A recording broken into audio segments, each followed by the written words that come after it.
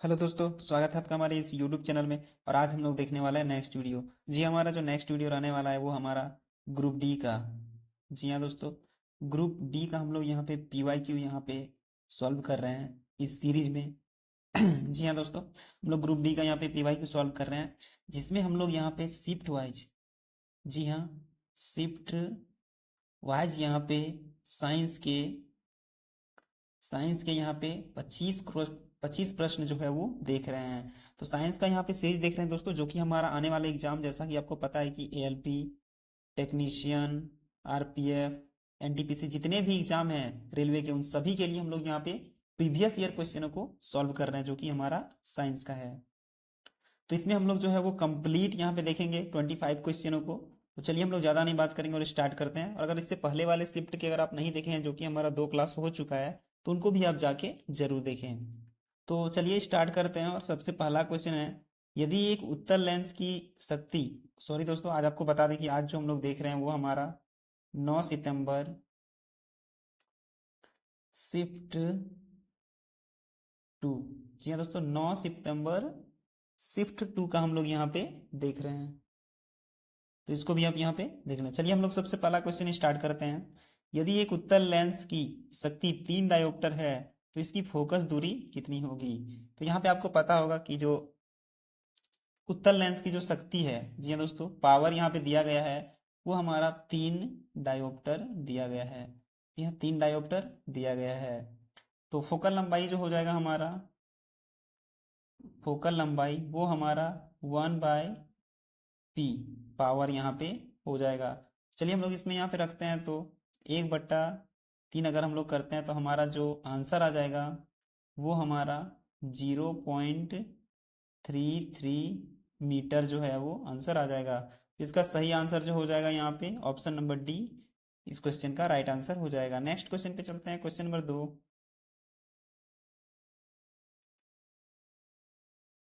Question number 2 है, यदि एक चालक का प्रतिरोध 4.2 ओम और 220 वोल्ट को इसके ऊपर लागू किया जाता है, तो चालक के माध्यम से प्रभावित होने वाले विद्युत धारा कितना यहाँ पे होगा, ये आपसे पूछा गया है। तो इसका जो सही आंसर है यहाँ पे, इसको भी हमें सॉल्व करना पड़ेगा। तो यहाँ पे देख सकते हैं हमारा भी बराबर जो है वो 220 220 वोल्ट यहाँ पे दिया गया है। और उसके बाद अगर हम बात करें, तो भी बराबर 220 दिया गया है। और यहाँ पे आर, प्रतिरोध जो है वो यहाँ पे 4.2 यहाँ पे दिया गया है। तो ओम के नियम के अनुसार आप यहाँ पे लिख लें, ओम के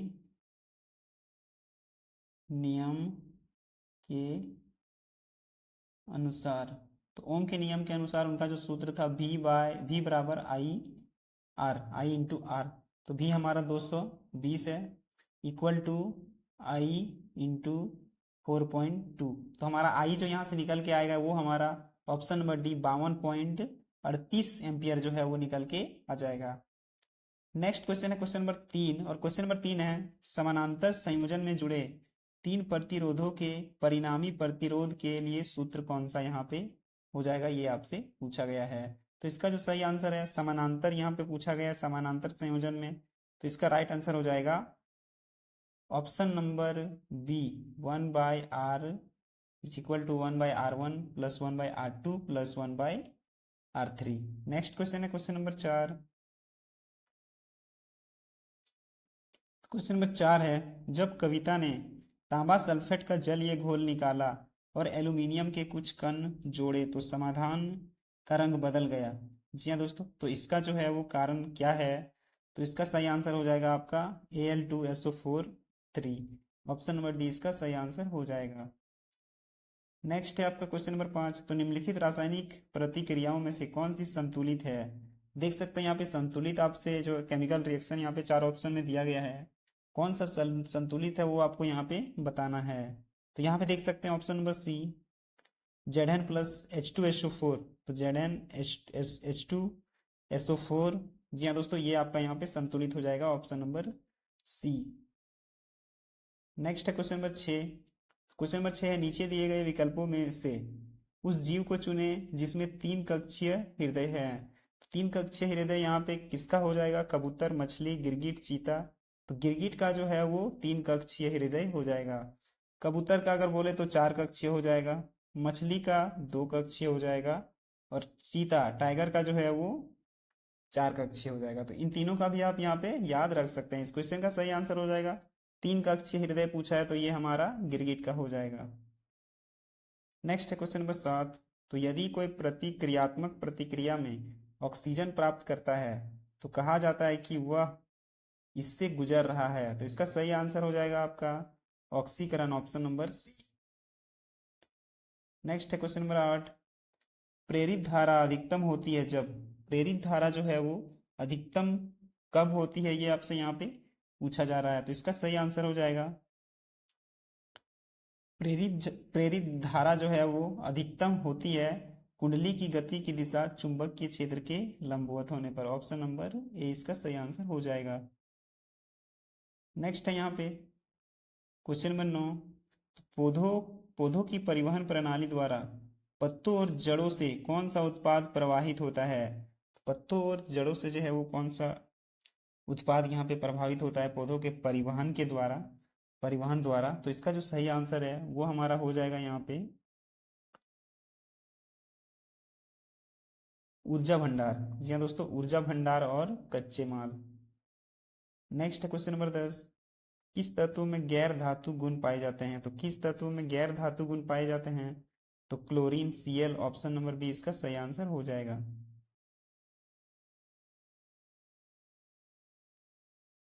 नेक्स्ट क्वेश्चन है क्वेश्चन नंबर 11। तो पादप पोषण के बारे में निम्नलिखित कथन गलत है। तो चार ऑप्शनों में यहाँ पे कौन सा गलत है आपसे पूछा गया है, पादप पोषण के बारे में कौन सा गलत लिखा गया है? तो ऑप्शन नंबर 11 का जो इसका सही आंसर हो जाएगा वो आपका हो जाएगा खनिजों और पोषक तत्वों को पानी द्वारा कम अवशोषित किया जाता है। ये जो है वो आपका यहाँ पे गलत हो जाएगा। बाद बाकी यहाँ पे ऑप्शन नंबर ए, कार्बन को वायुमंडलीय कार्बन डाइऑक्साइड से हरे पौधों द्वारा लिया जाता है, सही हो जाएगा। और लौह और मैग्नीज दोनों ही सूक्ष्म पोषक तत्व माने जाते हैं, ये भी सही हो जाएगा।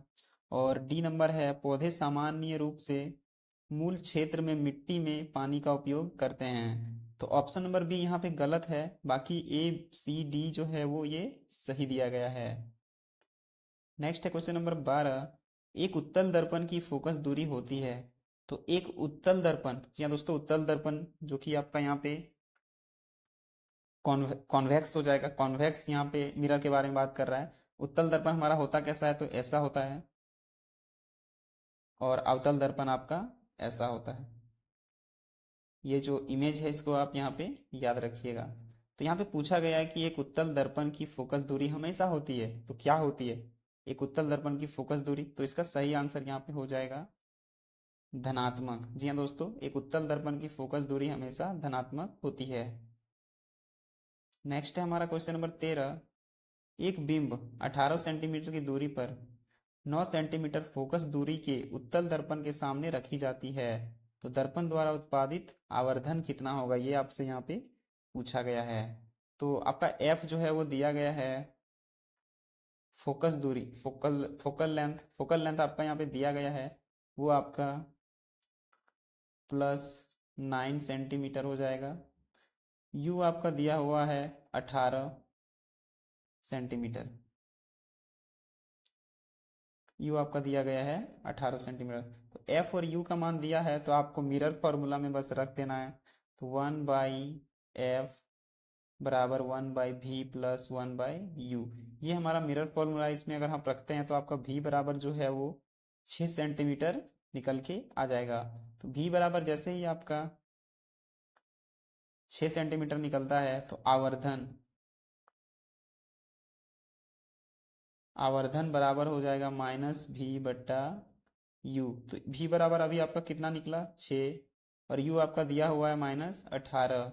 तो 1/3 जो है वो इसका सही आंसर हो जाएगा। ऑप्शन नंबर यहाँ पे ए इसका राइट आंसर हो जाएगा क्वेश्चन नंबर 13 का। नेक्स्ट क्वेश्चन है क्वेश्चन नंबर 14। तो पित्त रस के कार्यों का उल्लेख नीचे किया गया है, उस विकल्प को चुने जो पित्त रस का कार्य नहीं है। कौन सा पित्त रस का कार्य यहाँ पे नहीं है? तो प्रोटीन पचाने वाला एंजाइम होता है जो प्रोटीन के पाचन में मदद करता है, ये आपका यहाँ पे पितरस। जी हाँ दोस्तों, पितरस के कार्य के बारे में गलत हो जाएगा। पितरस का कार्य यहाँ पे देख सकते हैं, अग्नाशय एंजाइम की क्रिया की दक्षता को बढ़ाता है। बड़े वसा ग्लोब्यूल्स को छोटे आकार में तोड़ता है और अग्नाशय एंजाइम की क्रिया के लिए भोजन को क्षारीय माध्यम प्रदान करता है।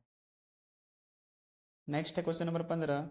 तो तांबे, चांदी, निक्रोम और कांच के तार समान लंबाई और व्यास के होते हैं, तो किसका प्रतिरोध जो है वो सबसे अधिक होगा? तो किसमें किसमें?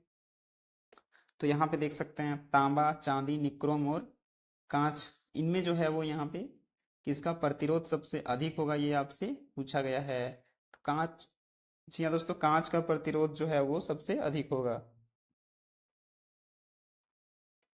नेक्स्ट है क्वेश्चन नंबर 16। चुंबक का वह भाग क्या कहलाता है जहां से चुंबकीय क्षेत्र रेखाएं निकलती है? चुंबक का वह भाग जहां से चुंबकीय क्षेत्रीय रेखाएं निकलती हैं उसे हम लोग यहाँ पे उत्तरी ध्रुव, ऑप्शन नंबर ए उत्तरी ध्रुव कहते हैं। नेक्स्ट है क्वेश्चन नंबर 17। निम्नलिखित में से कौन सा अम्लीय क्षार के लिए एक प्राकृतिक संकेतक नहीं है? तो प्राकृतिक संकेतक यहाँ पे नहीं है, तो मिथाइल नारंगी जो है वो प्राकृतिक संकेतक नहीं है। नेक्स्ट है आपका क्वेश्चन नंबर 18। यह पाया गया है कि कांच के प्रिज्म द्वारा सफेद प्रकाश के फैलाव के दौरान एक रंग घटक जितना अधिक मुड़ा हुआ होता है उससे अपवर्तनांक उतना ही अधिक होता है। यदि यहाँ पे दिया हुआ है इतना क्रमशः लाल, बैंगनी और पीली रोशनी के लिए अपवर्तन सूचकांक, तो उनमें कौन सा संबंध होगा, ये आपसे यहाँ पे पूछा गया है। तो इसका जो सही आंसर है वो आपका यहाँ पे हो जाएगा ऑप्शन नंबर बी। जी हाँ दोस्तों, ऑप्शन नंबर बी जो है वो इसका सही आंसर हो जाएगा क्वेश्चन नंबर 18 का। नेक्स्ट है क्वेश्चन नंबर 19। जब कोई पदार्थ ऑक्सीजन के साथ जुड़ता है तो उसे मिलता है, तो क्या मिलता है? तो इसका सही आंसर हो जाएगा आपका ऑक्सीकृत, ऑप्शन नंबर ए। नेक्स्ट है क्वेश्चन नंबर 20। निम्नलिखित कथनों में कौन सही है?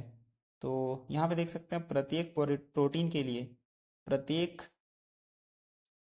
ऑप्शन नंबर ए यहाँ पे सही होगा दोस्तों, प्रत्येक प्रोटीन के लिए एक विशिष्ट जीन होता है, ऑप्शन नंबर ए। नेक्स्ट है क्वेश्चन नंबर 21। तो मेंडल ने अपने प्रयोग में मटर के पौधे की निम्नलिखित में से किस विशेषता का उपयोग नहीं किया था? तो इसका सही आंसर आपका हो जाएगा पत्तों का आकार, ऑप्शन नंबर बी।